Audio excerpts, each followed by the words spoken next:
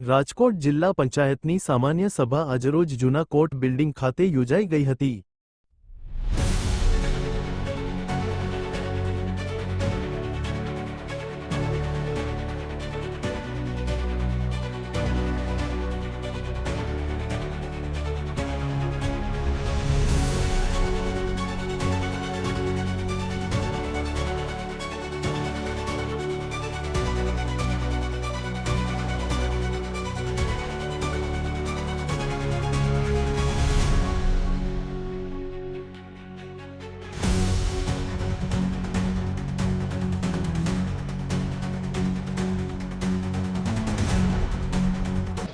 અત્યારની આ સરકાર દ્વારા મોટી મોટી જાહેરાતો કરવામાં આવે છે, પણ વાસ્તવિક ગ્રાઉન્ડ લેવલે ખેડૂત હોય, શિક્ષણ હોય, આરોગ્ય હોય, ગ્રામ પંચાયત હોય, ત્યાં તમામ જગ્યાએ ગામડાના નાના માણસોને છે એ સરકારી સુવિધાઓ માટે ખૂબ હેરાન પરેશાન થવું પડે છે, ધક્કા ખાવા પડે છે અને 1 કલાકનું કામ હોય એ 2-3 દિવસે થાય છે।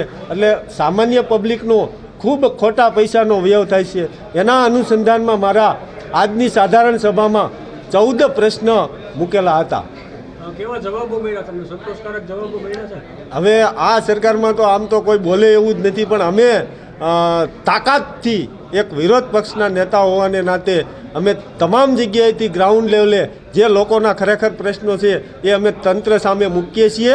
અમને તો એવું લાગે છે કે આ ખાલી અહીંયા સભાખંડ પૂરતા જવાબ દે છે, પછી કાંઈ વાસ્તવિક પગલાં લેવામાં આવતા નથી। અને ગ્રામ્ય લેવલે જે નાના અધિકારીઓ છે એ બધાનું હું નથી કહેતો, પણ મોટા ભાગના છે એ પોતાની જવાબદારીમાંથી છટકી જાય છે અને સામાન્ય નાગરિક છે એ હેરાન અને પરેશાન થાય છે। ખાસ કરીને